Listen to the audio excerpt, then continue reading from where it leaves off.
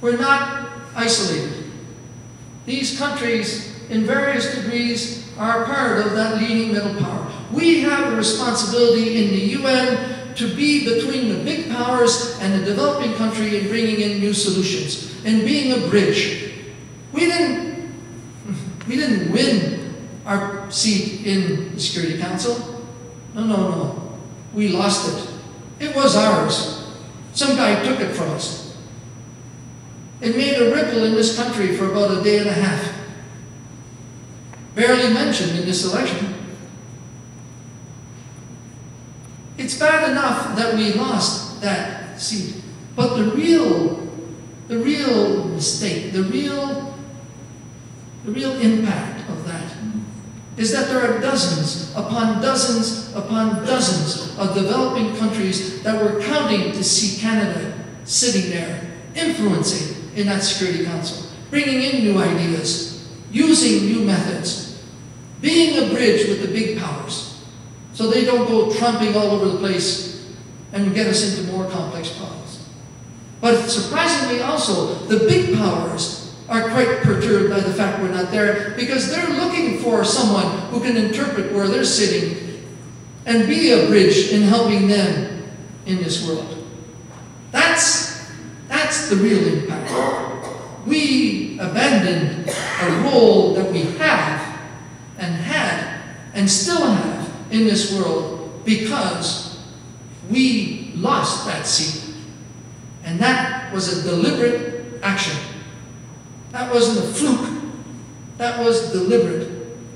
That was how we handled it. So, ladies and gentlemen, in this complex era where we're no more at war with big armies, and we don't see anymore the good old peacekeeper with his blue beret and standing there and everybody respecting him, we are at everything in between. We're from Haiti to Afghanistan and maybe Iran. And in all that, there are varying levels of use of force, use of soft power, but ultimately the use of humanitarian intervention. And this nation has so much to offer the world. We are not punching above our weight. We are underestimating our power by 100 times. We are an extraordinary nation, but the world is wondering, where in the heck is Canada going? What's its aim? What does it really want to do now?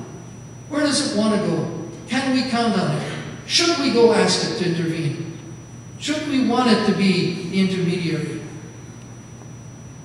And that, ladies and gentlemen, brings us back to the initial premise. We believe in human rights. We believe that it's a fundamental law of our nation. We believe that human rights for everybody and not just those who can afford a lawyer. And if we believe in human rights, that means we believe that every human is human and every human is equal, and that all humans are human. Not one of us is more human than the other. And we can change the face of humanity because now we can communicate with it. We can influence it. And we should set up a few premises. One, the rite of passage from high school or undergrad or technical college. Every youth of this nation is having a pair of dirty boots underneath their bed, soiled in the soil of a country in development, to go see, touch, hear, taste, feel what is happening to 80% of humanity, and bring that back and move us from a level of tolerance to a level of respect.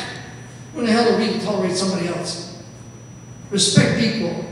Advance empowerment of women. Massively deficient in the developing world, the presence of women and the impact they can have. The guys are too hung up. We need their impact. Educate, educate, educate. Give them the ability to understand the complexities of the problems. Give them the intellectual rigor we have to bring resolutions to that. And finally, stand up to the fact that we are a leading middle power in the world. We have a responsibility to lead, and we have a responsibility to protect. Thank you very much.